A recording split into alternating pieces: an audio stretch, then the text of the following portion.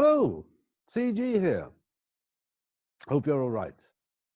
Today we're going to talk about risks. And I have chosen to illustrate this with this beautiful equation. This has nothing to do with project management. It is one of the fundamentals of quantum mechanics. And it's called Heisenberg's uncertainty relation.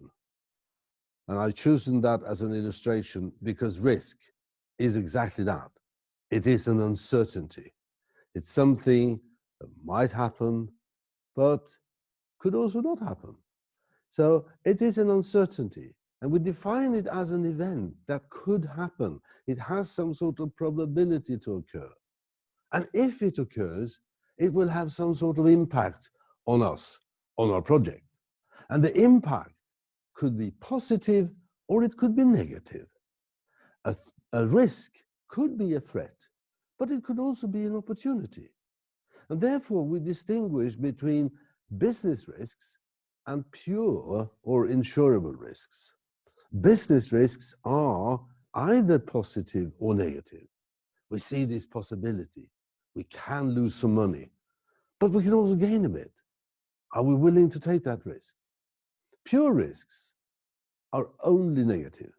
Pure risks are things that could only affect us in the project negatively, cause a delay, cause extra cost, or whatever it is. And we also distinguish between known risks and unknown risks. Known risks are risks that we have been able to identify. This could happen, whilst unknown risk comes as a complete surprise. We couldn't imagine that this could happen. So known risks are identified and is recorded in our risk record or risk register, whilst unknown risks are a complete surprise. So how do we define risk management then? Well, it's to decide how risks should be treated in the project, and we should also plan for the necessary activities. So we distinguish between the different processes: plan for risk management, how do we work with risk in this project, identify the risks, how do we identify most risks, how do we judge those risks, probability, impact. That's what we call a risk analysis. And then we should prioritize those that we need to do something about and plan for response actions. And we should also, of course, monitoring and control the risks while working in the project. And this we normally illustrate as something that is going on over and over again. Of course, we start in the planning process to plan for the risks, identify the risks, make the analysis, identify the appropriate responses, include that in our plan.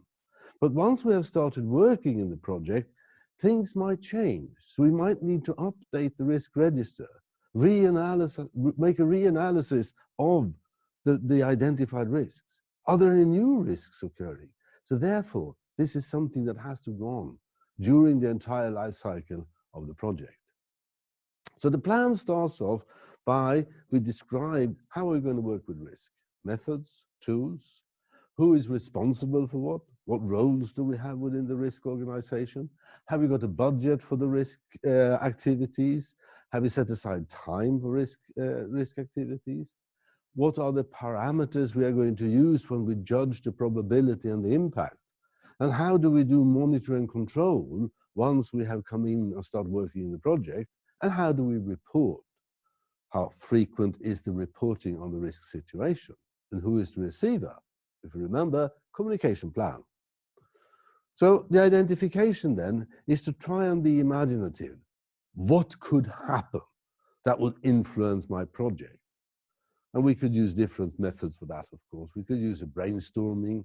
Preferably we work in a group, so we could inspire each other, be imaginative what could happen. We could make a SWOT analysis. We can talk to people with previous experience, try to gather as much information as possible. What could cause things to be a problem, for example, in our project? So we start building what we call our risk register. And here we could use the tool that is provided. It's a fairly simple Excel sheet with the purpose of identifying risks. And that's the first thing we do now. Then prioritize the risks and identify activities or response actions. But the first thing we do now is just to make an identification of the risks that we have seen, and we describe that in the first column there, description of the risks. Then we need to think about how will this impact the project? Will it increase the cost? Can it reduce time? How will it change scope? So what sort of impact do these risks have? And then we try and estimate the probabilities of these. So we say, okay, we estimate the probabilities and we estimate the impacts. And we can do that quantitatively or qualitatively. Quantitatively means that we can put numbers onto it. It has a 50% chance of occurring. Or it will cost us 6,000 if it happens. It will delay us by 5 days. If we can't put numbers to it, we have to make a qualitative judgment. And here we should have identified in our plan what scale are we going to use? How are we going to judge probabilities and impact? High, medium, low, 1, 2, 3, 4, 5, or whatever way we decide. But that should be clearly defined. So there will be no discussions later on. How will we done that judgment? So this is an example of a quantitative analysis. You see we have estimated here different probabilities, 10%, 50%, 75%. And we have also estimated the impact in terms of money, 5,000 over budget, 10,000 over budget, or even 8,000 over budget. And we have also estimated the impact on time, 2 weeks delay, 5 weeks delay, no delay, and other things that could affect the project, like a dissatisfied customer, number of errors that will occur in the end result, etc. That's the quantitative analysis. Here, in our little tool, we use a qualitative analysis. And we have said that, all right, let's use a scale that goes from 1 to 5 for both the probabilities and the impact. So 1 means very low probability, and 5 means very high probability, almost certain that it will happen. While on the impact side, 1, it's perhaps not even noticeable, very little effect on the project. Whilst 5 mean catastrophic results. It will delay us, it will stop the project, it will increase the cost, or whatever we think. And we put in those numbers in the tool, it will automatically calculate the rating, the risk rating, which is just a product of the two numbers. So in our example here, we have estimated the probability to be 3, sort of medium probability. And we have said that the impact is serious, so let's put that to 4, meaning that the risk value, which is the product of the two numbers, equals, in this case, 12. And the risk value is a parameter that will help us to prioritize once we are going to set in actions, do responses to these activities. So priority we could illustrate like this. This is an example I've taken from one of the big industrial companies in Sweden. And this is the way they are working. And they're using terms very low, low, medium, high, very high. But we could easily translate that into 1, 2, 3, 4, 5. And we see that at the upper right-hand corner of the matrix, it says very high. In our terminology, it should read 25 in that square. It's 5 for very high probability and 5 for very high consequence. And here you see as a standard, whatever the probability, if they consider the consequence to be very high, they say they are all very high risks. So these should be treated carefully, despite the fact that the probability might be very, very low. If it will happen, it will have catastrophic consequences to the project. So this is a standard tool that they are using.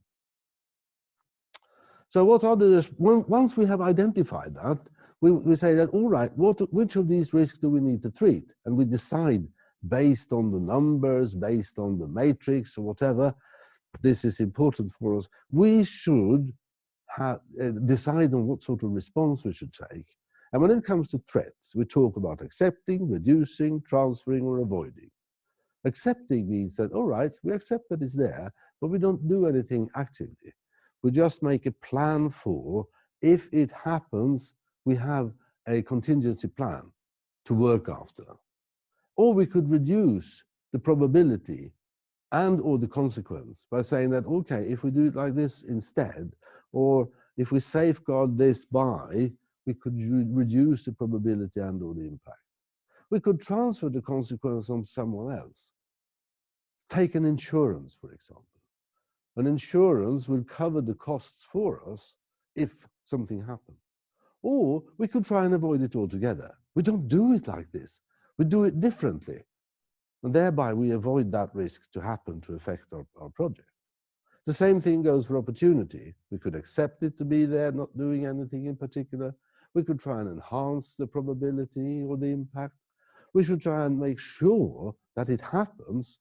Or if we haven't got the time to take care of that, we could try and share it with someone. So then we go to the next page, to the next step of our little tool. First of all, we have identified the risks. We have estimated probabilities and impact. We have calculated the risk value. Now we record the activities. Who will be responsible for this? What sort of activities will we do? And then we could follow the development of the risk by using this particular tool. The same sort of judgment. Have we changed the probability? Have we changed the impact? What has happened? So we can use that as a reporting tool. Now, these activities that we have decided to do, they have to be included in the plan, of course. So the project plan has to be updated with the activities we are to take as a response to our risk identification. And of course, we also need to update our project budget accordingly. And then we should monitor and control this. We should follow the development. We should implement the response actions, of course, but we should also monitor events, symptoms, indicators. Has something happened that will change the risk situation? New risks come up. Other risks have disappeared. That's what we have to follow, measure. And we have to communicate the risk situation, of course. What is the situation now? What have we done? What sort of effect did it have? And, of course, act. If a threat becomes a problem, we must act. Try to resolve that problem. So risk will affect the time and the budget in two ways. First of all, funds like time, money, resources allocated for the response actions. And that will be part of the project plan. But we also have to set aside a reserve to handle threats that become a problem. So we have a margin there to use when a threat becomes a problem, resolve that problem. That is what we call a reserve. And sometimes we distinguish within two parts of that. Contingency reserve is for, and now we are coming back to this, known risk. Risks that we have identified, and that is handled by the project. The project manager is responsible for handling the contingency reserve. That's part of the risk work. But if something happened that we couldn't even imagine it would happen, what we call an unknown risk, we normally allocated what we call a management reserve. And as the name says, that is something that I, as a project manager, not responsible for, but the management, the steering group, the project owner will handle that. So if something happens that we couldn't even think of happening, they will look after that, and they will have a reserve to handle that. So that ends my talk on risk. And you have to make an assessment of the risk. Is it worthwhile taking this risk? Is the gain big enough, or is it not? It is something that we can't avoid. Thank you very, very much for listening. Hope to see you soon. Bye for now.